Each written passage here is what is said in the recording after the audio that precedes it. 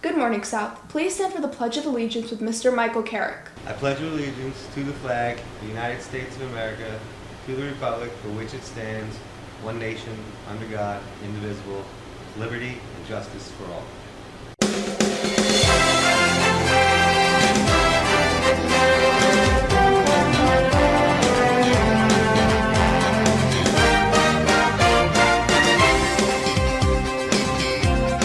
We'll hear more from him later in the show.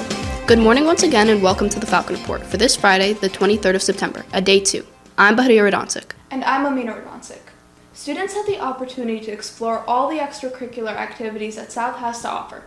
Thaddeus Gagarin was there to tell us the details. I'm here at the club fair where students can explore clubs from all around South. From a student's perspective, South Hall was filled with several diverse club stations with enthralling mottos. From academic honor societies and class councils to student government and the cultural society, students toured the varied assortment of extracurricular opportunities. They give a good explanation of what the club is and what they're about to do in the club, all the activities and stuff. I think you can really see the artistic effort that everyone made to represent their clubs. From the perspective of South's clubs, South Hall was crowded with a record number of eager students ready to join the club of their desire. There is a plethora of people joining, but we will never get too much. Please scan the QR code, we need more people. Offering tasty treats as well as colorful posters. Each station captivated the students, leading to a vast increase in membership, and subsequently, diversification in future ideas and contributions. Students left the fair filled with newly fulfilled interests, while school clubs gained several new attentive members, certainly building the foundation for a gratifying school year. For the Falcon Report, I'm Thaddeus Gagarin. Late last week, the juniors in Mr. Peter Mastroda's AP U.S. History course pitched a colony of their choice to him and his fictional family, in hopes of its becoming their future home. In groups of 2 or 3, students put together their sales proposals Wednesday night and presented it for the following 2 days. Pennsylvania wants you, Mr. Mastroda. From Georgia to Massachusetts, students advertised the benefits of settling in their colonies, such as religious freedom, right to education, and economic opportunities. In addition, they practiced argumentative skills by criticizing their fellow colonies. New York, it's already so many people. You want all of that people? You want all those people in one spot? However, this is no generic project. Each group put their own individual spin on their presentations. Right here, this is a representation of you. Simultaneously educating their fellow classmates and having fun. Some groups even went the extra mile and brought in costumes and props to elevate the presentation. Thank you. Students wore powdered wigs, passed out pamphlets, and all around it was a wonderful end to the week. Sophomores will soon have shimmering rings on their fingers after this past Wednesday's ring night. Entering South Hall at 7 p.m. sharp, students were greeted by salespeople who customized their class rings, picking specific features regarding the ring's design. Sophomores had access to a wide array of displayed glossy rings, aiding them in the selection process. After some decision-making, students submitted their final requests and will receive them in the coming weeks. A new face is in the custodian's office. Yeah, seems like we have a new head custodian who's putting in some real work. Well, David Providence might know some more about that. Hello, I'm joined here with the new head custodian, Mr. Michael Carrick.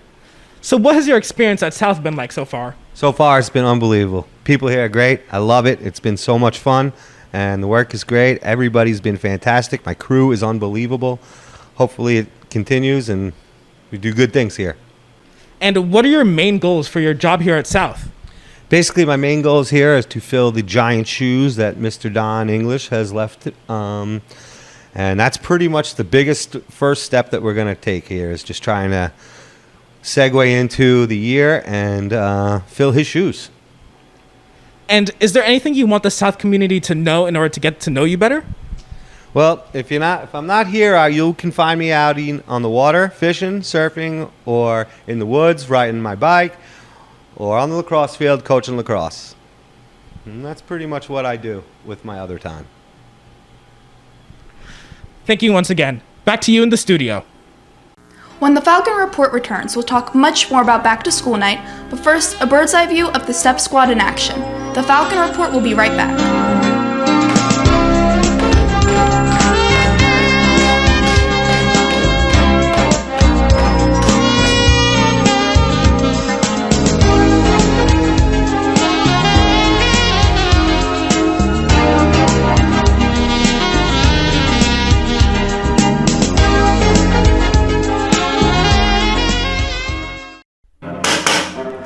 event may proceed. Witness, where were you September 29th? Objection! Speculation. Where will you be? Objection. Hearsay.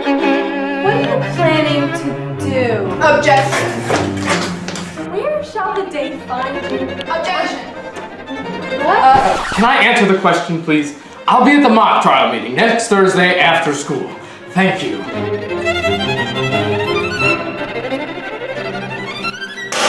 I have reached a verdict. Join mock trial.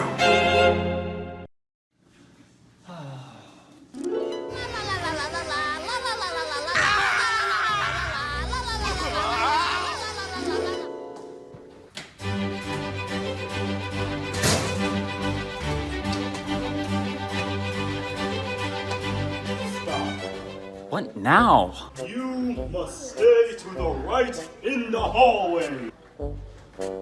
No, to the other right. Perfect. Now walk on the right.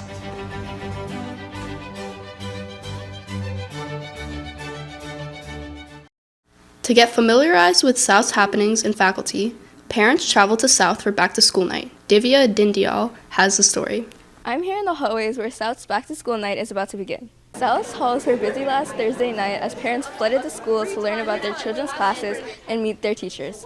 Parents arrived and waited in South Hall until the bell rang at 7 o'clock, signaling parents to proceed to first period.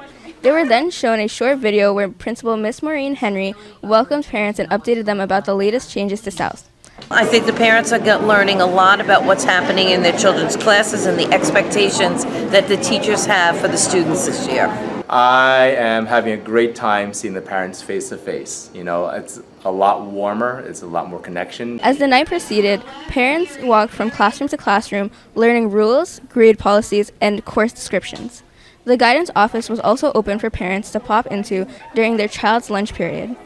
Overall, it was a fantastic experience for parents to put themselves in their children's shoes while also learning the ins and outs of Valley Stream South. For the Falcon Report, I'm Divya Dindio. Yesterday morning's rain and thunderstorms sure set a soggy tone for the week. Surely these patterns can't continue into the weekend, but only the Falcon Report's Jemna Radonsik knows for sure. Jemna? Let me be the first to tell you that soggy pattern is not sticking around. Today, we'll see the brisk fall temperatures with a high of only 66 degrees. Saturday will be slightly warmer with temperatures in the low 70s. Residing in the moderate 70s, Sunday will host some added clouds and a chance of some evening showers. On Monday, a high chance of thunderstorms will whip up extra humidity. Yet Tuesday will bring a break in the stickiness with reduced cloud cover. All in all, look forward to some refreshing fall weather for the holiday weekend. Back to you. The middle of the fall sports season has seen strong efforts from South's girls volleyball and boys soccer teams. We bring in the Falcon Report's Alina Trzynski to tell us the latest updates. Alina? Thanks, guys. The girls volleyball team had a close game against Sewanaka. There was a multitude of lead changes in Game 1, and it came down to the last couple of points. Tied up 23, Captain Lamaya Mays put the Falcons ahead 24-23, and then her kill won Game 1 for South 25-23. The second set was one that was not for the Falcons. Sewanaka took the win. Set 3 featured strong play by junior Grace Kim, taking Sewanaka by surprise with 9 stellar kills.